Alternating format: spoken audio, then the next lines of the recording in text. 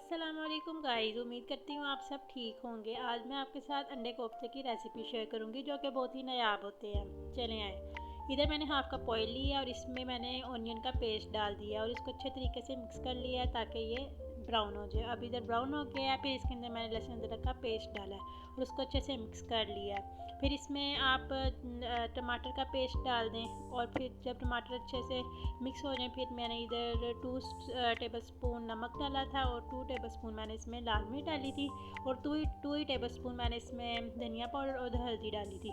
Main spices हैं जो आपने ऐड करने इसमें, और मसाले को अच्छे से भूनने देते। जब इसका ऑयल राइज हो गया ऊपर, फिर इसके अंदर मैंने कोफ्ते डाल लिए और कोफ्ते मैंने पहले ही बना के रख लिए हुए थे, फ्रीज थे तो वो मैंने डाले।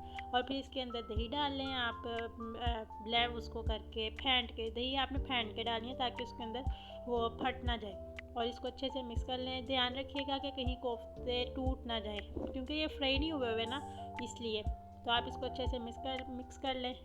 ये देखें अच्छे से मिक्स हो गए हैं। और फिर इसके अंदर मैंने थोड़ा सा पानी, आप अपने हिसाब से ग्रेवी रख सकते हैं, ज़्यादा आपने शोरबा रखना है आप ज़्यादा पानी डाल लें। तो ये मैंने ग्रेवी बना ली थी इसकी थोड़ी सी, और साथ ही मैंने फिर इस अंडे बॉयल होने रख दिए थे 4 ही। और जब अंडे बॉयल हो गए फिर मैंने इसके अंदर ऐड कर दिए।